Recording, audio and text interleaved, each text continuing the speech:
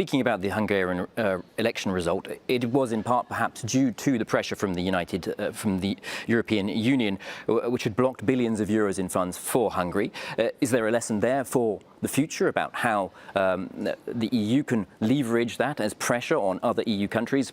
I mean, perhaps Slovakia, perhaps other countries. I mean, I don't want to point any out specifically, but is there a lesson there for European institutions? We have in the past done this for two countries. In both countries, we have seen changes of government following the freezing of funds, both in Poland and now in Hungary. And I myself, I've put a motion to the parliament. It was voted, where the parliament has now asked that a rule of law procedure be launched in the case of Slovakia, because we have seen that under Fico, the special prosecution on anti-corruption has been dismantled, the National Crime Agency has been dismantled, the penal codes on corruption offences has been changed, and dozens, if not hundreds, of people that have been convicted for corruption offences have walked free.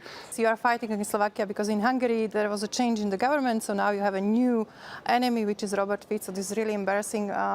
Dear Mr. Freund, I know that you are known in the parliament for this, but this is really like your statement saying that we don't have a patience, no more patience in Slovakia, and when we stop the funds, we are changing the government. You are basically saying that if you don't like the government in some member state, the European Union should stop the funding, and then we are changing the government to the one which you like. This is not something which is really a democracy in the European Union.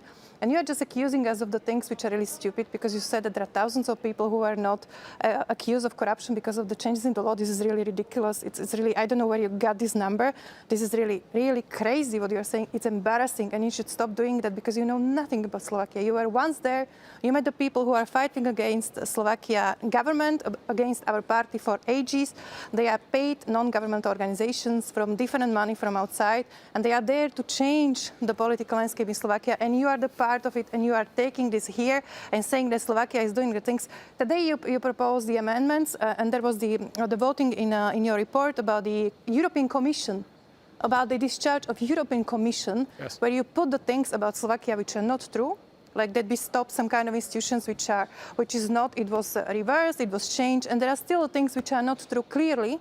And you are still doing this because you need a new enemy on you. Your new enemy, your personal new enemy is Mr. Fico, which is really ridiculous, and it's not going to change any landscape in Slovakia. You're not helping anybody, just the opposition, and this is really not how you should behave as a member of the European Parliament. The Europe is changing. We also see the result in Bulgaria, which is coming in a very positive direction towards this. Also, we see some changes in Poland and in other countries. So we believe that Europe will wake up finally from this very ultra-liberal positive attitude towards some things, and we will be more realistic and more pragmatic.